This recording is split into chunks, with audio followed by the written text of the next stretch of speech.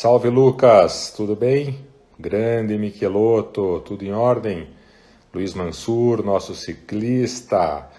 Grande Dr. Jovaci Petter, escritório em São Paulo, escritório no Espírito Santo, atuação no Rio de Janeiro e em todo o Brasil. Grande advogado criminalista, um prazer você estar conosco aqui nesta tarde. Salve Luísa, nossa convidada, Luiz Roberto, tudo bem? Me ouvem bem?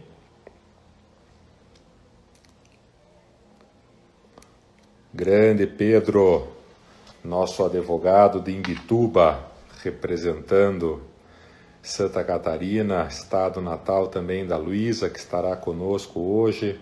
Pedro, que publicou um artigo recente sobre o acordo de não persecução penal e que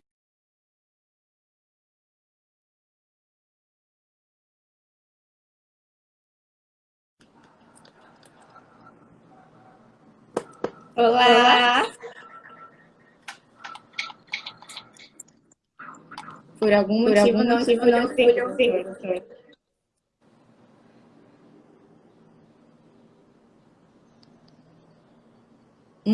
Acho que eu vou entrar e sair de novo, tá? Que eu não te ouço.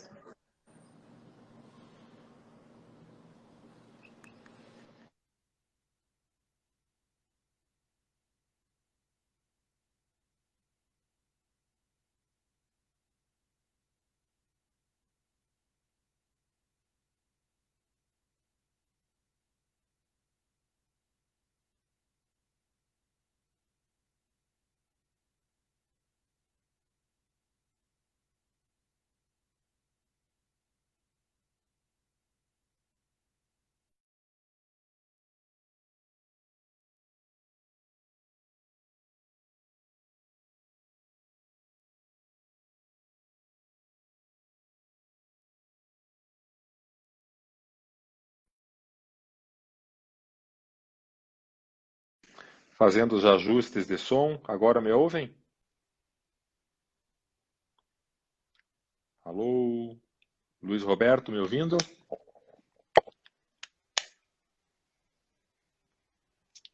Fazendo os testes de som, esperando o Luiz Roberto e a turma me dizer se me ouve. O Jovaci me ouve. Oi, Luísa, agora sim, tá me ouvindo? Joia.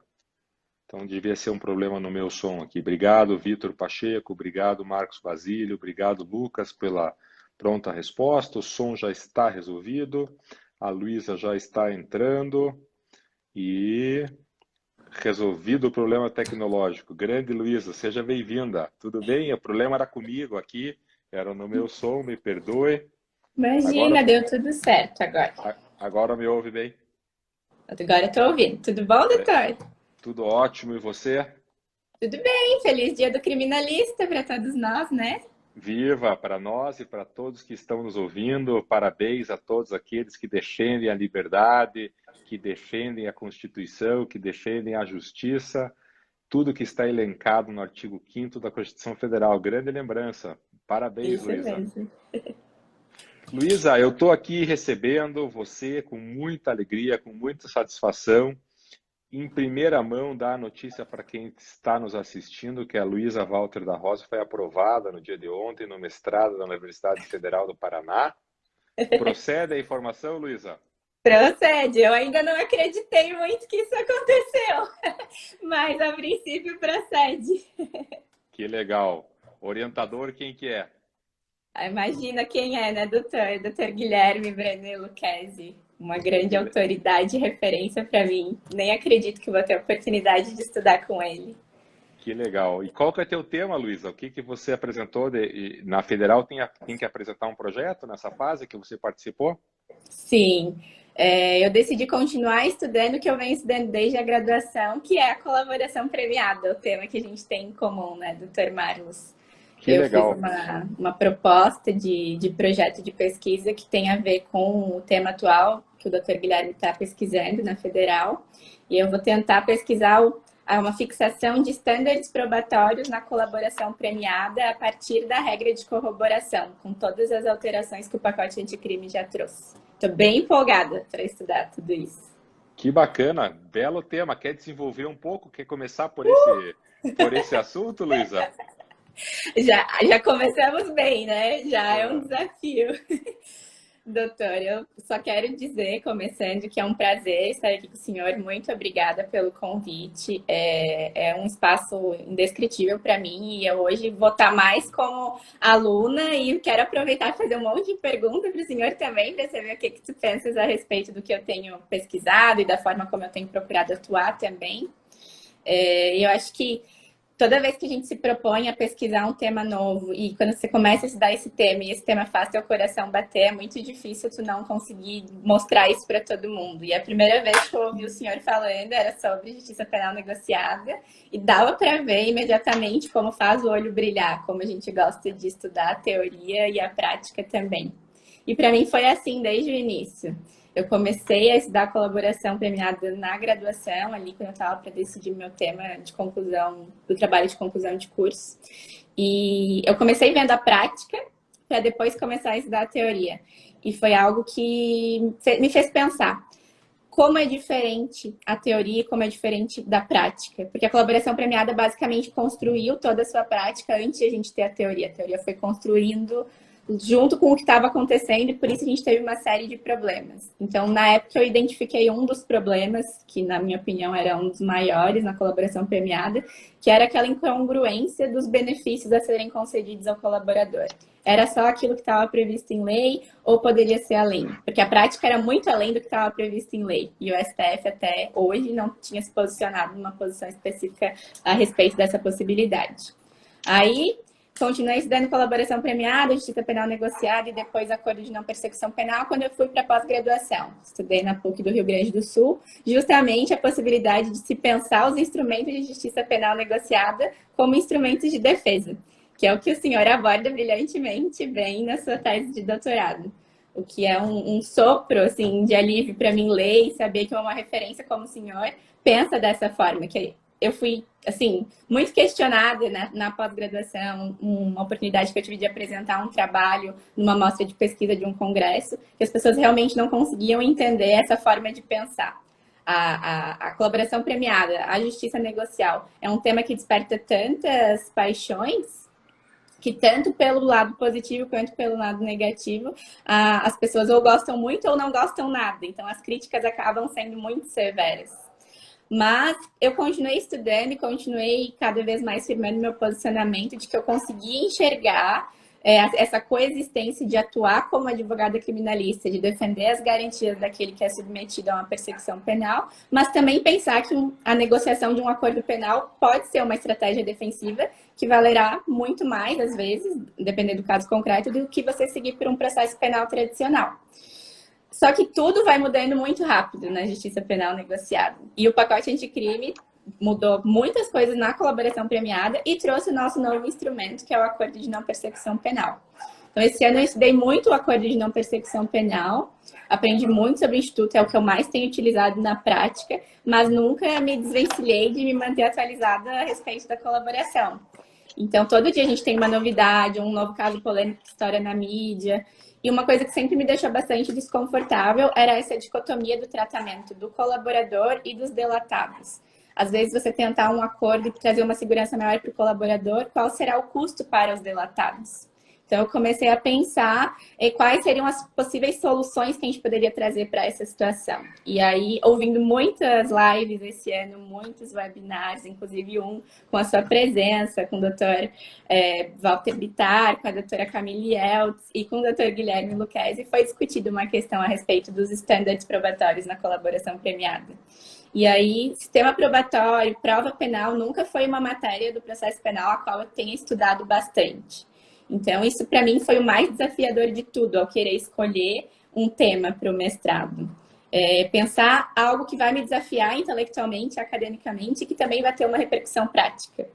Então, quanto mais eu li sobre o assunto, quanto mais eu li o que os grandes nomes da colaboração premiada têm pesquisado sobre o valor probatório da condenação, da colaboração, e o que vem sendo pesquisado a respeito da possibilidade de criação de estándares probatórios para o processo penal brasileiro, eu vi que elas dialogam, esses dois temas, eles dialogam entre si, só falta uma junção para unir o útil ao agradável e também conseguir trazer uma segurança para o colaborador, que vai saber que vai firmar um acordo de colaboração rígido, que vai se sustentar posteriormente, que não vai poder ser questionado uma eventual rescisão, a depender da postura da outra parte, e também para os delatados, que vão saber que, olha, tudo que foi trazido desde o primeiro momento, houve um critério, uma análise judicial do que foi trazido a respeito das provas de corroboração. Não é como antes, que as meras palavras trazidas pelo colaborador já iniciavam uma série de medidas cautelares, pedidos de prisão preventiva sem qualquer tipo de fundamento. Então, quando eu sentei para realmente escrever,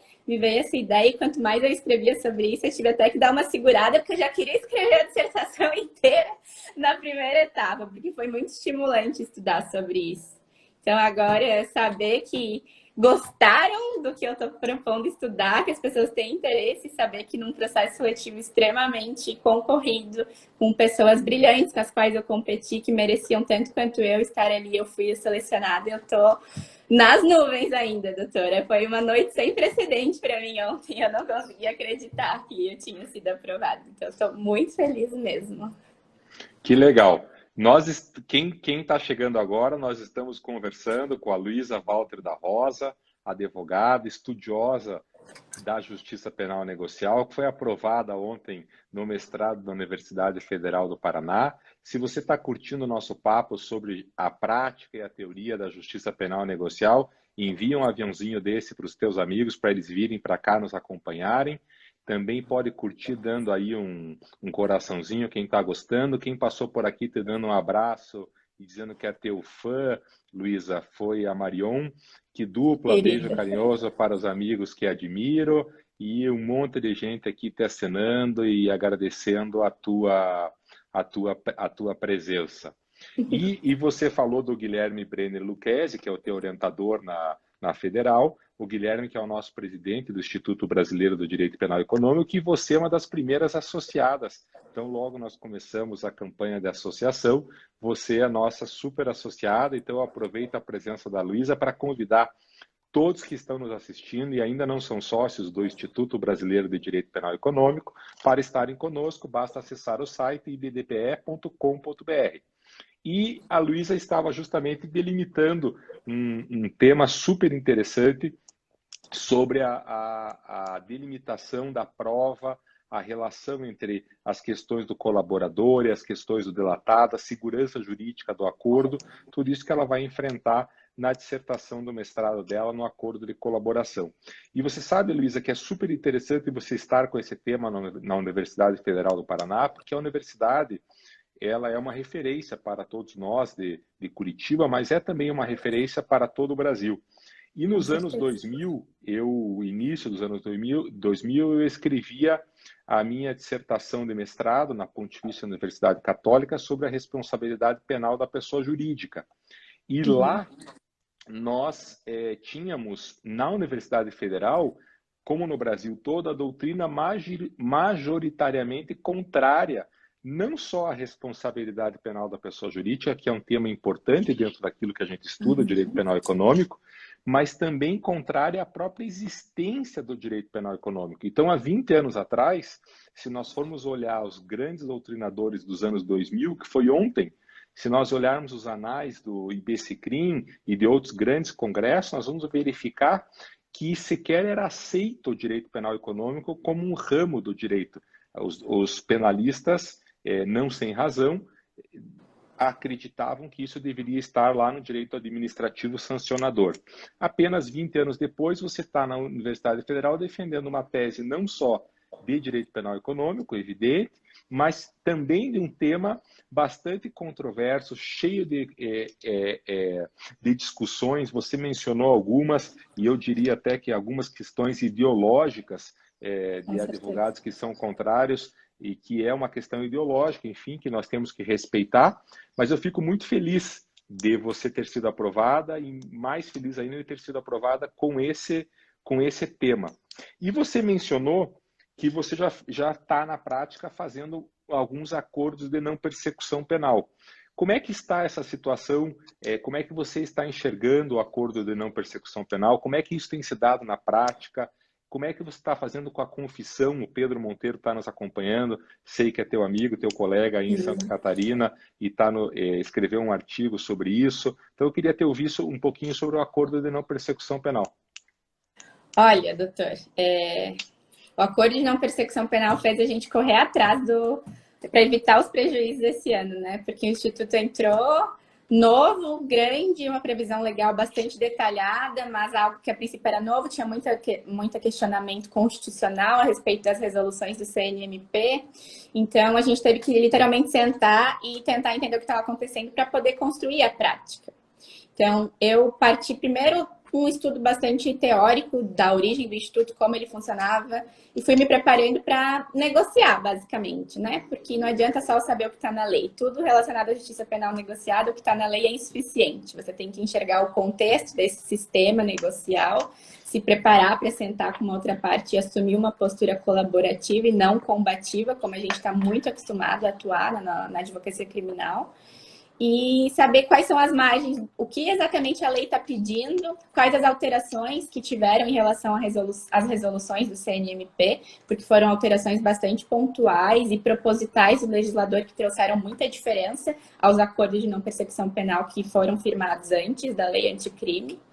E aí, quando surgiu a oportunidade de negociar o primeiro acordo de não persecução penal, eu, nossa, estava muito empolgada mesmo. Pensei, vou colocar tudo em prática, o que eu estou aprendendo, estou super preparada. Sentei, me preparei, estudei a outra parte, marcamos uma reunião por videochamada, por causa da pandemia, não tinha nada presencial acontecendo.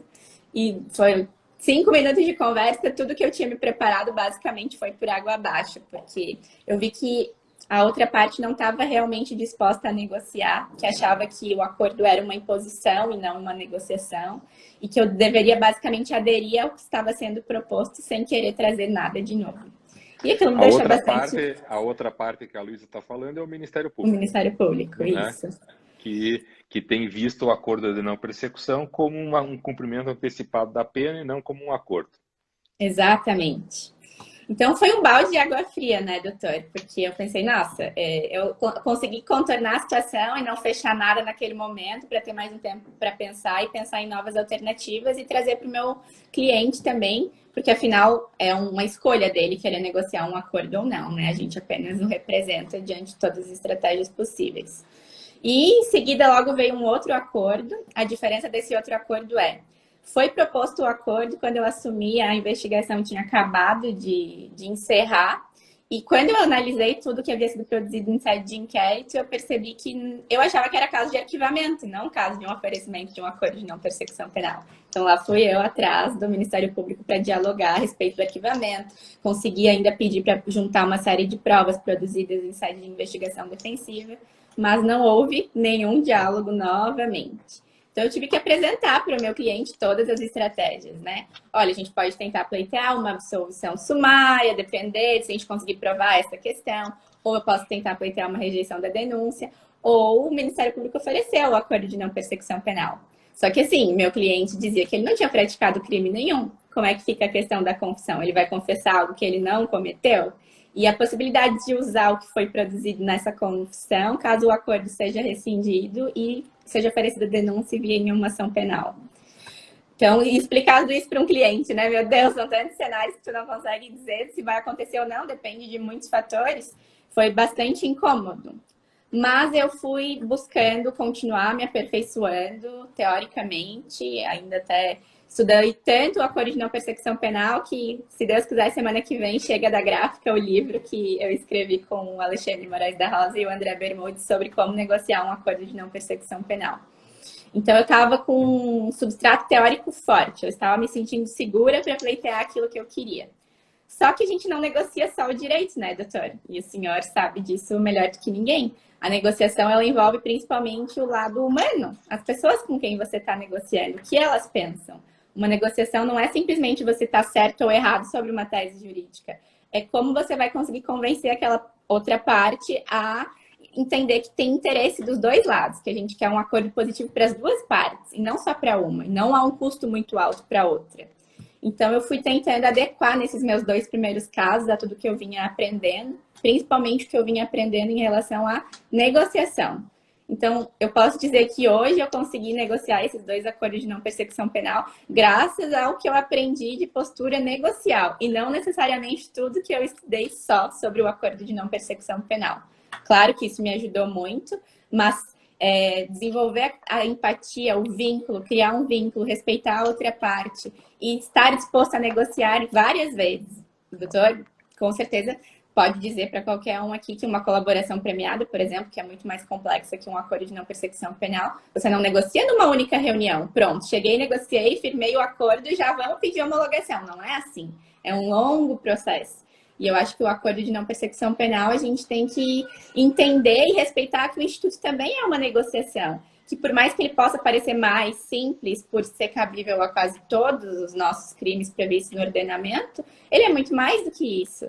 A gente precisa entender tudo o que há por trás, a fase das tratativas, a importância da redação do contrato, porque o acordo de não persecução penal é um contrato. Quais cláusulas você vai inserir, tudo que você vai pensar a respeito disso. Então, mais uma vez, a gente vai estudando a teoria e o preparo para negociar um novo tipo de acordo penal, quando o acordo já existe. A prática está ajudando a construir. Então, eu sou muito esperançosa, doutora. Eu acho que a gente, na advocacia, tem um papel muito grande e importante de construir essa boa prática de um instituto que é novo.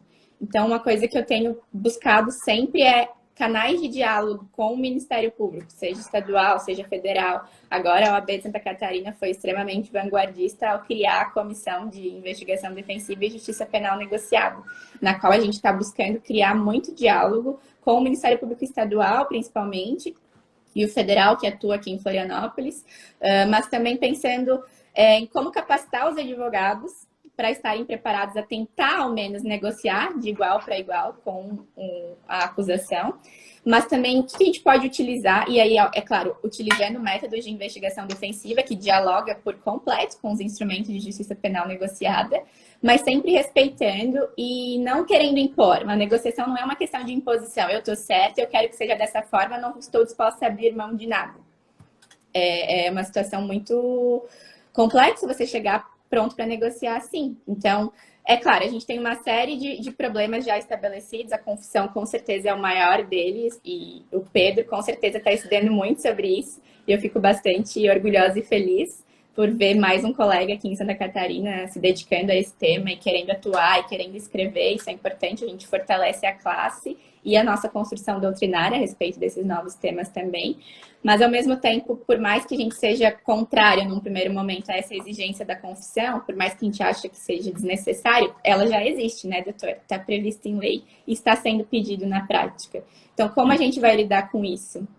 E sem ela não está saindo, até onde eu estou acompanhando aqui a minha pesquisa, sem a confissão não está ocorrendo nenhum acordo, não tenho notícia de nenhum acordo das pesquisas que tenho feito com a minha equipe no escritório, de que tenha sido feito algum acordo sem a confissão. Portanto, existe a ação direta de incondicionalidade, existe o nosso posicionamento contrário de muitos outros, mas na prática ela é obrigatória.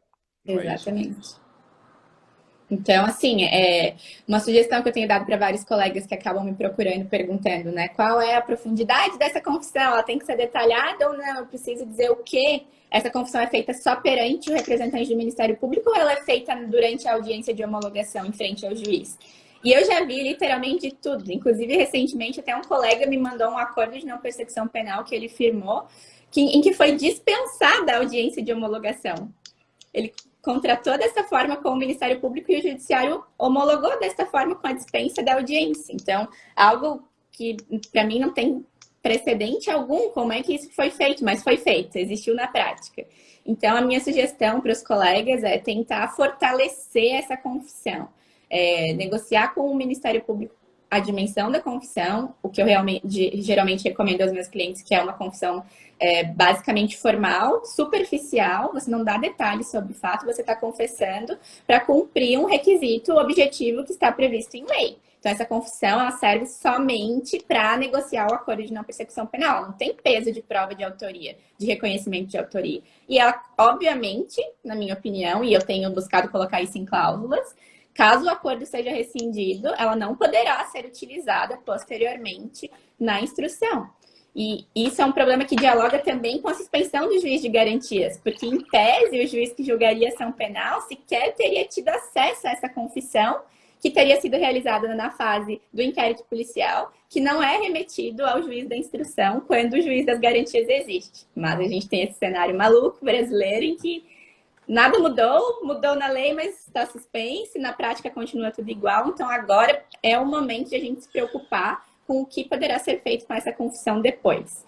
Então, negociar a extensão, colocar por escrito que o Ministério Público aceitou a confissão formal e circunstancial daquele formato que foi feito. Se possível, não confessar, além de dizer sim, eu confesso, na frente do juiz de direito, para não contaminar toda a possível instrução, que não sabemos se vai vir ou não vai vir depois. E também entender qual é o preço, como diz o Alexandre Moraes da Rosa, né? Um jogo do processo penal, qual é o preço que o outro comprador está pedindo. Às vezes, e eu tenho um caso, que a confissão que o representante do Ministério Público queria era basicamente falar, sim, fui eu. Ponto. Oralmente, nada por escrito. E no primeiro momento eu fiquei bastante incomodada, assim, como assim? Vai ser só oral, a gente não vai escrever que ele confessou, mas o juiz vai aceitar? E aí, dialogando com o promotor, eu descobri que ele e o juiz já conversaram sobre isso e eles entendem que essa confissão é inconstitucional, é absurda, então eles fazem da forma mais objetiva possível. Eu só saberia disso conversando com o promotor e entendendo que naquela vara criminal funciona dessa forma. E eu acabei aceitando daquela forma, por mais que não fosse o ideal que eu gostaria, porque seria o melhor para o meu cliente. Era uma situação muito específica. Então, você saber lidar com tudo isso... São situações do dia a dia dramáticas, né, Luísa? Porque para nós que estamos fazendo e realizando o dia a dia do direito, já é confuso o acordo de não persecução penal, como é a colaboração em todos esses aspectos teóricos que nós temos, na prática mais ainda, e você trazendo a realidade do dia a dia, como você nos traz agora, nós verificamos que em todo lugar se dá de uma forma diferente. Como você disse, audiências não realizadas com homologação sendo realizada fora da audiência, acordos em que precisa se firmar uma confissão mais ampla, outros em que basta dizer que ele praticou o crime. E isso tudo vai acabar, eu acredito, que sendo movimentado pela jurisprudência, parametrizado pela jurisprudência, mas muito importante a questão doutrinária. E aqui eu quero puxar um gancho que você está publicando um livro na próxima semana, com o Alexandre Moraes da Rosa, com o André Bermudes. André Bermudes, e é um livro publicado pela I+.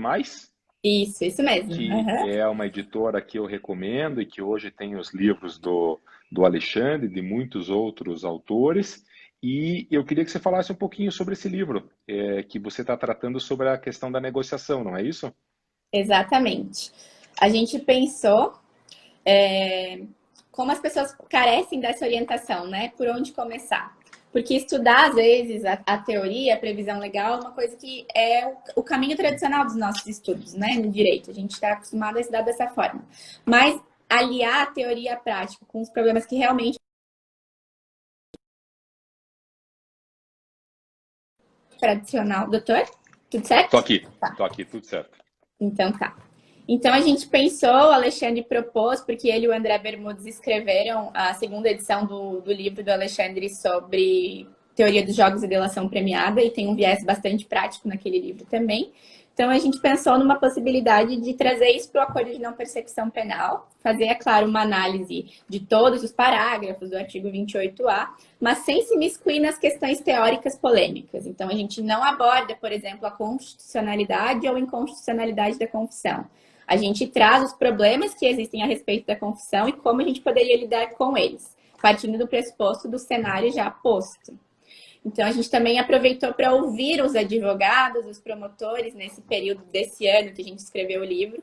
E eu fui colhendo informações e perguntando para todo mundo e pedindo para o pessoal me mandar acordos firmados para entender quais eram os principais problemas na prática, né? O que vinha acontecendo. E também o que vinha sendo produzido pelos órgãos do Ministério Público Federal ou do Ministério Público Estadual, como, por exemplo, a segunda Câmara de Coordenação e Revisão editou um manual de boas práticas de acordo de não persecução penal, na mesma linha do que já existe da colaboração premiada. também Sim. divulgou uma orientação conjunta só sobre o acordo, já atualizada com o pacote anticrime. Então, tudo isso a gente precisava compilar num local e entender como se posicionar. Se acontecer esse problema comigo, se eu estou lá negociando um acordo de não persecução penal e o Ministério Público não está querendo impor um contrato de adesão e não quer que eu negocie as cláusulas. Quais são as minhas estratégias? Quais táticas eu posso adotar? Qual o respaldo teórico que eu posso utilizar para isso? Então, foi muito interessante escrever esse livro, porque a gente colhia ideias da minha vivência como advogada criminalista, a genialidade do Alexandre, que é uma pessoa fora de série, que tem ideias brilhantes, o André Bermudes, que é um delegado de polícia que sabe investigar, que conhece justiça penal negociada, que ensinou até protocolos que a polícia vem utilizando para inquirir testemunhas, inquirir interrogandos, então tu acaba colhendo um pouco de cada forma de pensar diferente. E a gente acabou construindo esse livro e eu estou muito animada. Espero que as pessoas realmente gostem, porque eu me diverti muito escrevendo e eu também aprendi muito. Eu saí da minha zona de conforto e passei a enxergar questões que antes eu não conseguia enxergar. Por exemplo, um momento a gente foi abordar sobre a possibilidade de se negociar o acordo de não persecução penal no momento da audiência de custódia, que é uma questão polêmica também. E eu, quando parei para pensar nisso, eu pensei, não, eu sou contra. Eu sou contra, eu acho que é um absurdo, porque a gente nem tem investigação direito, a pessoa acabou de ser presa em flagrante, eu acho que é muito prejudicial. Não, mas espera lá, começamos a ter notícias de acordos de não persecução penal firmados em audiência de custódia que foram benéficos aos clientes naquele momento. Então, como que a gente consegue dosar? Qual é o meio termo disso? Então, a gente acaba colocando nosso posicionamento, mas também dizendo, se você não tiver como, ou seu cliente quiser negociar o acordo para se livrar, o que acontece muito, muitos querem encerrar a situação da forma mais rápida possível. Então, o que você pode tentar conseguir que seja respeitado naquele momento para firmar um bom acordo, por mais polêmico que seja. Acontece na prática. Então, se você for fazer o que você tem que fazer. Então, acho que vai ser um livro útil, sabe, doutor? Um livro para você pegar e consultar no seu dia a dia profissional. O que eu posso fazer para me auxiliar a negociar um bom acordo? Essa é a nossa proposta. Legal, a Paula Bico está aqui te cumprimentando, dizendo que já quer um livro. Como é que vai ser o nome do livro, Luísa? O livro chama Como Negociar o Acordo de Não Persecução Penal, Limites e Possibilidades. Ficou bem bonito então, também. Então, a partir da semana que vem, pela editora É+, eu conheço bem a É+, vai estar tudo na internet, no Instagram e em todas as redes sociais para quem quiser comprar, tô certo? Já está disponível na pré-venda ainda com preço promocional de lançamento. Então, recomendo o pessoal aproveitar para garantir o desconto. Então, fica super recomendado o livro da Luísa sobre a negociação dos acordos de não persecução penal, dicas práticas, bem bacana.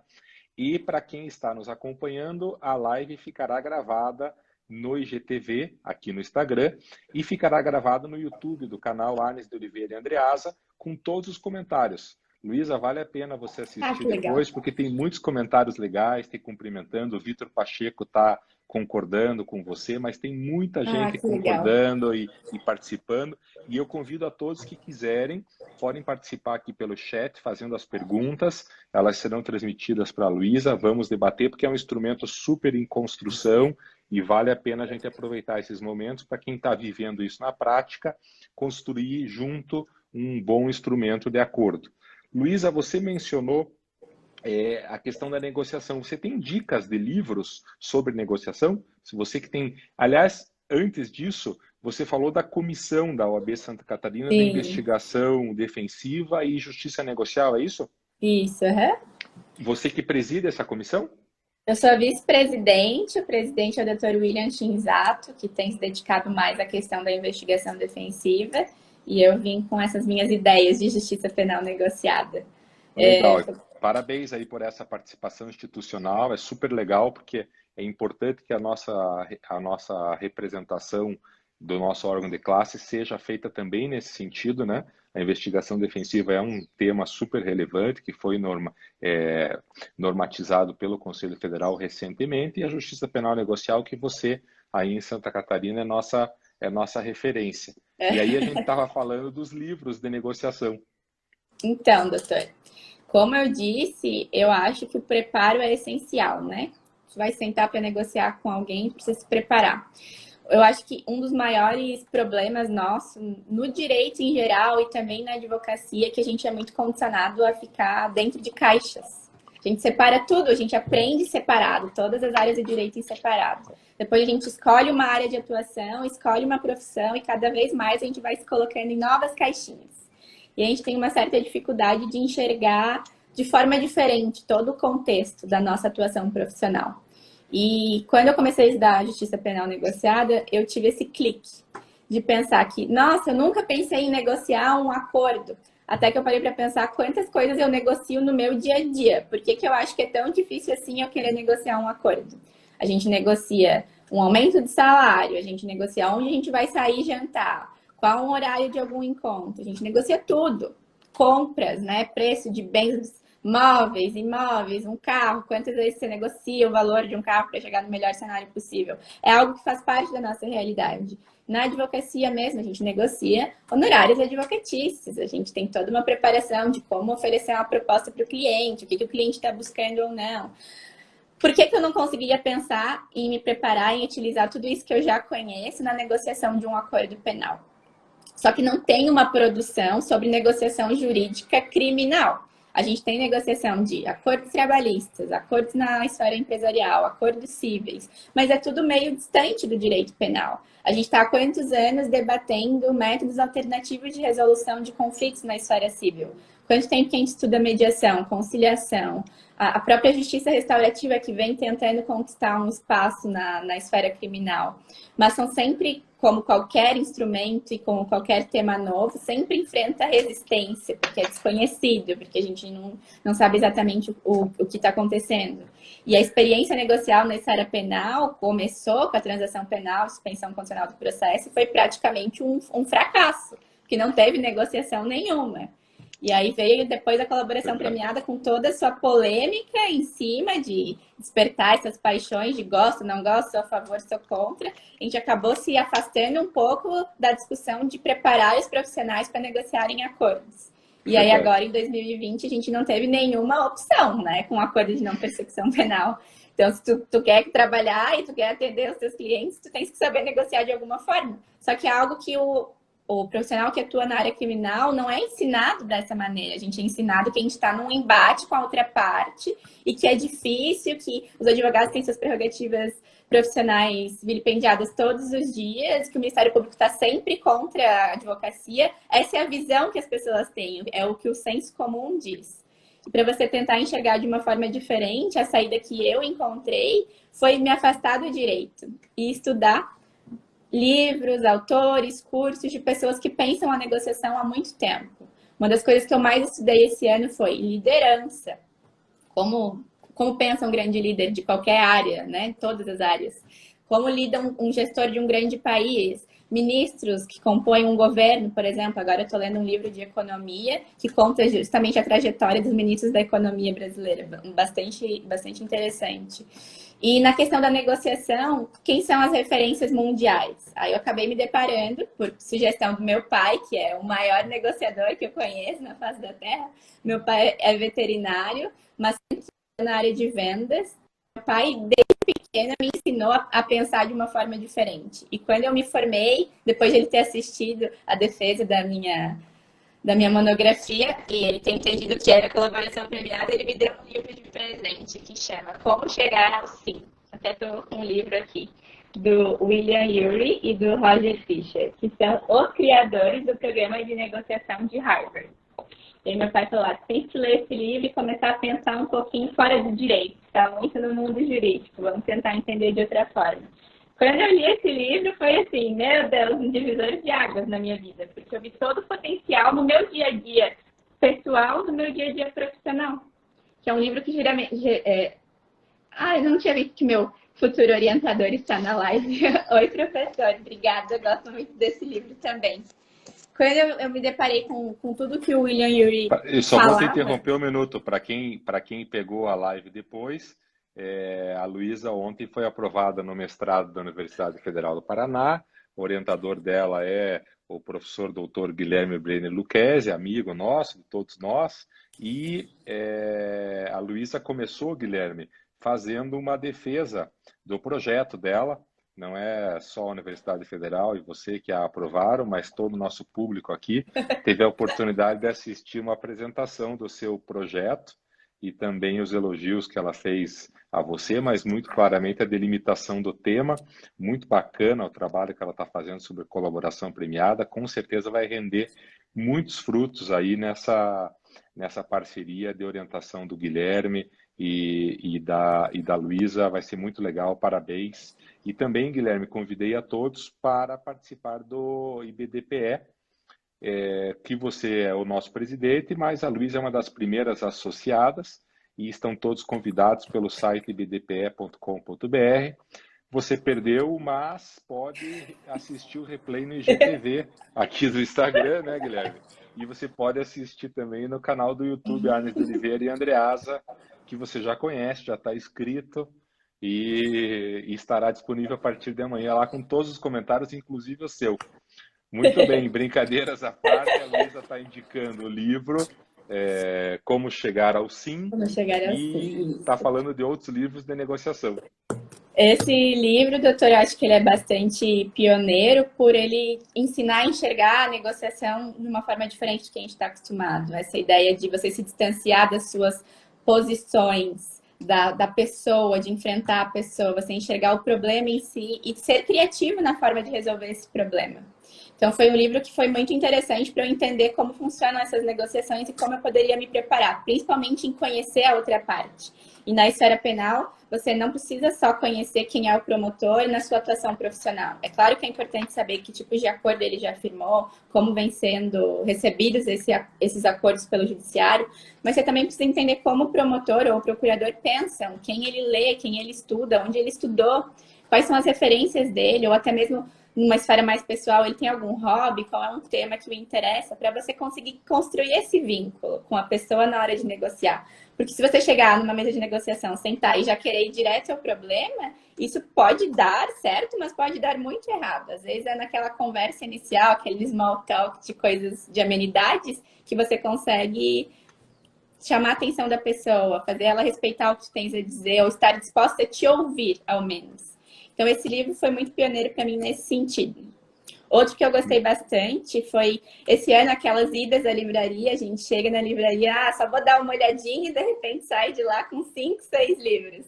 Eu estava lá dando uma olhada e eu vi um livro lá na mesa dos mais vendidos, que era assim, tudo que você precisa saber sobre negociação. É basicamente um manual bem didático, passo a passo, quais os procedimentos de uma negociação, os perfis dos negociadores, quando seria um momento ideal para você abandonar uma mesa de negociação, por exemplo, porque já não é mais vantajoso, mas fazer isso de uma forma respeitosa. Eu achei interessante porque é um livro bastante objetivo e também nos ajuda a pensar estratégias de preparo e de como reagir no momento se acontecer alguma coisa inesperada e quais caminhos você tem a seguir numa negociação. Mas, de longe, o meu predileto, que é um livro que eu tenho lido esse ano, que esse ano foi um ano muito emblemático para mim, que eu acabei tomando umas decisões pessoais de investir em mim mesma, no meu conhecimento, mas principalmente no meu autoconhecimento. Foi um ano para eu enxergar as minhas demandas pessoais, profissionais e acadêmicas e entender que a Luísa tem que dar conta de todas elas. O que a gente tem em comum é, eu sou a pessoa que vive a minha vida pessoal, vive a minha vida acadêmica e a minha vida profissional. Então, nessa jornada de autoconhecimento, também recebi uma indicação do meu pai, que era para ler um outro livro, também do William Ury, com um nome parecido, mas que agora é Como Chegar ao Sim com Você Mesmo. E quando eu comecei a ler esse livro, eu entendi que como eu quero negociar com alguém sem estar disposta a me entender primeiro, a negociar comigo. Como é que eu vou sentar para negociar com uma pessoa se eu não consigo reconhecer os meus sentimentos, as minhas frustrações, o que eu vou sentir, viver e pensar enquanto eu estiver negociando com alguém? E eu já tive a oportunidade de colocar em prática muitos dos ensinamentos desse livro recentemente, inclusive. Tem um capítulo que o William Ury fala que quando você está numa situação bastante complexa, em que a outra parte é agressiva contigo, por exemplo, reage de uma forma que você não está preparado, ou você vê que a negociação está indo para um caminho que não era o esperado e que é completamente longe daquilo que você gostaria de almejar, ele recomenda que você se coloque no camarote. Eu achei essa expressão uma ideia muito interessante. De você se distanciar daquele problema, daquela situação em que você está pronto para reagir, sem pensar, para colocar para fora o que você está sentindo, e reconhecer o que você está pensando, quais as sensações que isso está provocando no teu corpo. Você está com vontade de levantar, de sair dali, de gritar com a pessoa, você está se sentindo desconfortável, seu coração acelerou. E aí você vai se acalmando, aí você pode respirar, pensar, se afastar daquele momento complexo e não colocar tudo a perder. E pensar em formas de resolver a situação de uma forma que seja útil para todo mundo. Então, todas essas jornadas fora do direito têm me auxiliado muito nas minhas questões profissionais, tanto na minha lida com possíveis clientes ou alguns clientes mais complexos que acabam não concordando com alguma estratégia, de saber lidar, acolher, respeitar o que a pessoa sente, mas principalmente, eu posso dizer hoje, é na negociação de acordos na esfera penal. Isso tem me auxiliado muito, entender que o direito, muitas vezes, a gente só pensa em processos, petições, números, casos, julgados, jurisprudência, a gente acaba esquecendo nas nossas obrigações do dia a dia, no nosso trabalho, na nossa rotina, de que existem pessoas por trás de todos esses processos.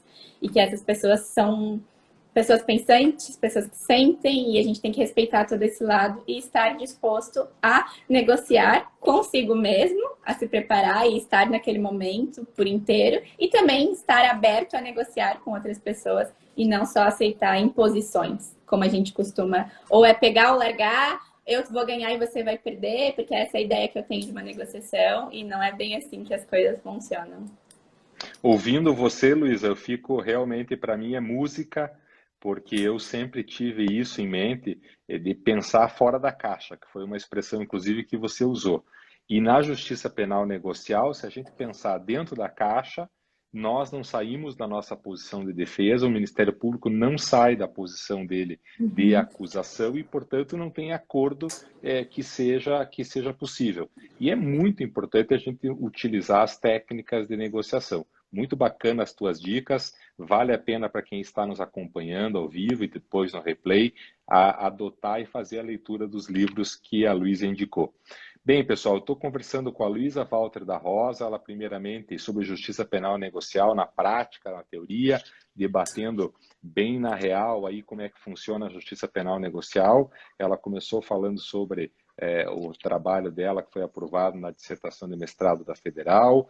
Ela passou pela perspectiva da colaboração premiada, do acordo de não persecução penal, com todo o livro que ela está lançando e já está à venda na editora EMAI sobre o acordo sobre como negociar os acordos. Tratamos agora de como pensar fora da caixa e trazer os livros de negociação, que não tem nada a ver com o direito, nada a ver com o direito penal, mas que são fundamentais para nós evoluirmos nessa questão. E já estamos caminhando, infelizmente, para o nosso final. O pessoal não para de te aplaudir aqui, Luísa. E antes de terminar, eu queria que você falasse um pouquinho sobre a relação. Você mencionou numa das tuas falas da redação dos acordos. Pode ser a redação dos acordos de não persecução, dos acordos de colaboração, pouco importa. E essa redação, ela puxa muito para o direito civil. Você enxerga aí alguma relação do direito penal com o direito civil nessa redação dos acordos? A Mai está dizendo que já comprou o livro, inclusive, está dizendo que você é maravilhosa, e assim você vai ver depois que tem um monte de gente fazendo os mesmos comentários. Eu agradeço cada um de vocês que está nos acompanhando aqui nessa live. Vai lá, Luísa. Eu agradeço também, é um público bastante qualificado, né, doutora? A gente fica até meio assim de, será que estão gostando mesmo? Mas acredito que sim, muita gente que eu gosto aqui, agradeço a presença de todo mundo também. Tá super legal, fique tranquila que tá maravilhoso, tá ótimo. Que bom. Doutor, da mesma forma que eu penso a negociação de uma forma interdisciplinar e fora do direito, eu acho que a análise dos contratos em si também deve ser feita dessa forma. Quando eu comecei a estudar colaboração premiada na graduação, o Alexandre Moraes da Rosa me suscitou essa pergunta, assim, essa dúvida. Luiz, o que você acha de a gente pensar o contrato de colaboração como um contrato regido pelas regras do direito civil? Um contrato que deve ser analisado pela escada pontiana, por exemplo, plano da existência, da validade, da eficácia. E aí eu me propus a pesquisar isso também, pesquisei no meu TCC, falei no meu segundo capítulo, que depois virou um livro também pela EMAI sobre colaboração premiada. eu falei justamente sobre essa análise do acordo de colaboração como um negócio jurídico, gênero, na espécie contrato. E hoje, quando eu comecei a estudar o acordo de não persecução penal, eu percebi que muito do que eu aprendi e utilizei na época sobre colaboração também vale para o acordo de não persecução penal, porque ele também é um negócio jurídico, da mesma forma. Então, essa etapa do acordo, não o conteúdo em si, mas a forma do acordo, a gente tem muito a aprender com o Código Civil. Muito mesmo. Todas as etapas, desde a construção, da redação das cláusulas, mas depois, principalmente nas hipóteses de anulação, de rescisão, de retratação do acordo. Hoje, o principal problema da colaboração premiada atual que pende de resolução é como é a rescisão de um acordo de colaboração premiada. Existe uma etapa procedimental a ser seguida, a lei não falou nada sobre isso, e a gente está vendo um monte de polêmica em grandes casos a respeito disso. O que a gente faz com os benefícios, o que a gente faz com as provas trazidas pelo colaborador e todos os reflexos que essas provas já trouxeram em várias ações e investigações. E o acordo de não persecução penal, apesar do legislador ter se esforçado em trazer uma previsão procedimental bem interessante no pacote anticrime, ainda foi insuficiente a respeito disso. Então, a gente se valer desses instrumentos já previstos em lei, no Código Civil, acho que só tem a nos auxiliar. Então, eu realmente recomendo o pessoal toda a questão ali da parte geral de negócio jurídico e depois a questão contratual, formação do contrato, o que vale, quais os princípios que regem, né? Os contratos dos negócios jurídicos, princípio da autonomia privada, boa-fé, confiança, lealdade, eficiência, são todos princípios distantes da realidade do processo penal em que a gente está tão acostumado a lidar com presunção de inocência, ampla defesa, contraditório. A gente precisa dar um jeito de se deslocar um pouco dessa realidade apenas do processo penal, do direito penal, para aliar, porque, na minha opinião, e é constatado hoje, a justiça penal negociada, o processo penal pautado no consenso, ele coexiste com o processo penal tradicional. Então, a gente tem uma opção hoje de um processo penal tradicional em que vigora a presunção de inocência, e no processo penal negocial a gente tem a presunção de culpa, porque tem a necessidade da confissão e até que ponto a gente está disposto a dialogar. Então, é uma ótima vertente de estudos também e de preparo para possíveis problemas ou para construir um acordo mais sólido, seja ele de colaboração premiada ou seja um acordo de não persecução penal. Inclusive, eu estava pensando, enquanto você falava, essa coexistência do processo penal litigioso que tramita junto para aqueles que fizeram acordo, ele vem causando uma série de disrupções, por assim dizer, no processo.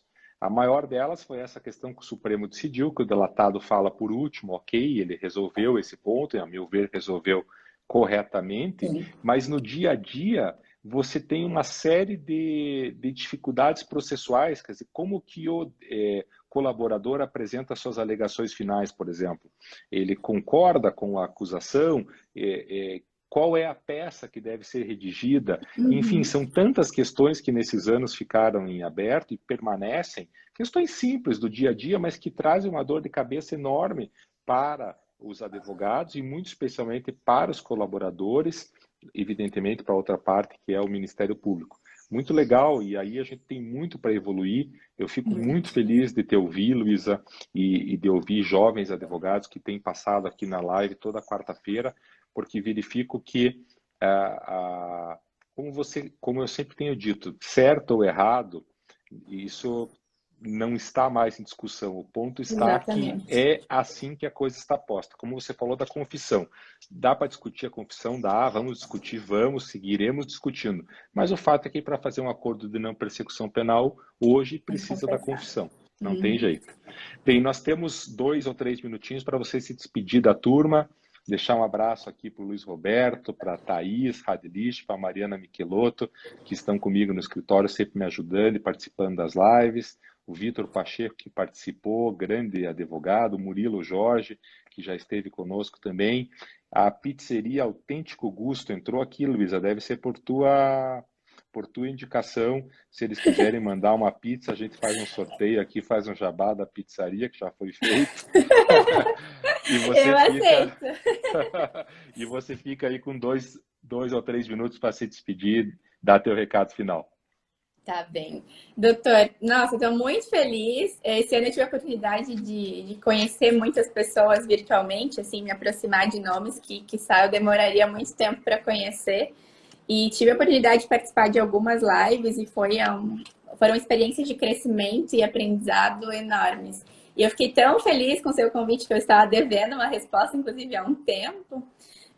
Porque, meu Deus, poder conversar assim, cara a cara, com uma das maiores referências nacionais sobre colaboração Imagina. premiada. Fora isso, um advogado criminalista que eu admiro profundamente. E tudo isso ter acontecido Obrigado. justamente um dia depois de eu ter tido a aprovação no mestrado da UFPR. Saber que ano que vem eu teria a oportunidade de vivenciar toda essa experiência de uma das maiores universidades do país na esfera criminal. Vou ter a possibilidade também de me aproximar de uma série de referências nacionais na advocacia criminal. O senhor, o doutor Guilherme, a Marion, a Thaís e Matária Sade são pessoas que eu admiro profundamente. Doutor Eduardo Sanz.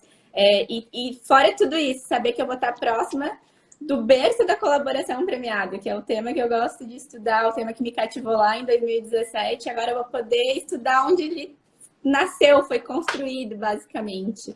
É algo surreal, me deixa feliz, emocionada, fico arrepiada.